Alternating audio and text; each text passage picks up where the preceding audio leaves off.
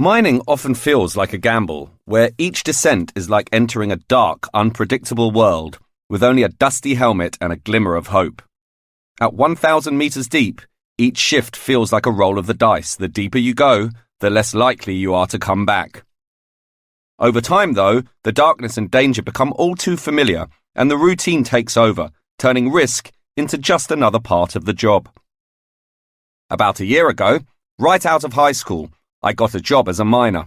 All I knew was that the salary was good enough to cover my college expenses. To me, that was the only thing that mattered. I was saving up and things were going well until one ordinary July day turned into a nightmare that would forever change my life. On that clear and sunny morning, tragedy struck and showed me just how fragile life really is. At 11:12 a.m. on July the 4th, 2023, a deafening boom shattered the silence. As we were still trying to figure out what had happened, a thunderous crash followed, sending shivers down our spines. The walls shook and dust rose as rocks tumbled all around us, blocking our exit. Moments later, everything went still. Pitch darkness swallowed us whole, and we were immersed in a haunting silence. It was hair-raising, like the jaws of the earth had suddenly snapped shut. My heart pounded wildly as Smith, our chief, yelled at us to call out our names. I shouted my name, and others did the same. Bandil, Junior, Kongawo. We had started the day as a 12-member crew, but to our disbelief, only 4 voices emerged from the silence.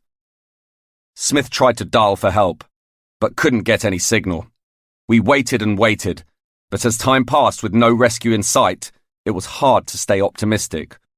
All was lost and despair began to set in. Eventually, Kongawa suggested that we leave some farewell messages to our loved ones.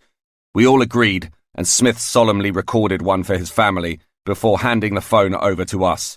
We huddled closely around the screen, each man pouring his heart out.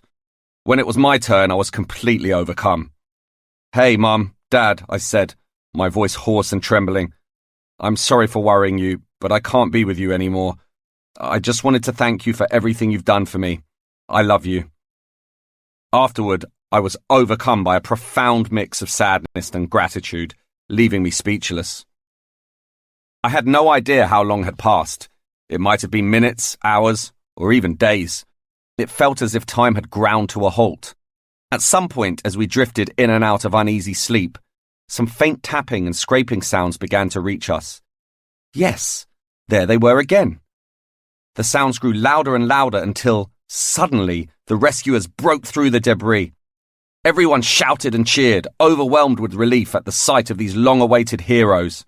Smith was sobbing uncontrollably, and so was I. I had been given a gift, a second chance at life. When I emerged from the mine and finally saw the sky again, I felt the world seemed somehow different because I had changed too. Outside, I clung to my mum and dad, finally finding those once-lost words for the love and gratitude. The experience was shattering, a tragedy that shook me to the core. But now I have a renewed appreciation for life that can only come from facing one's own mortality.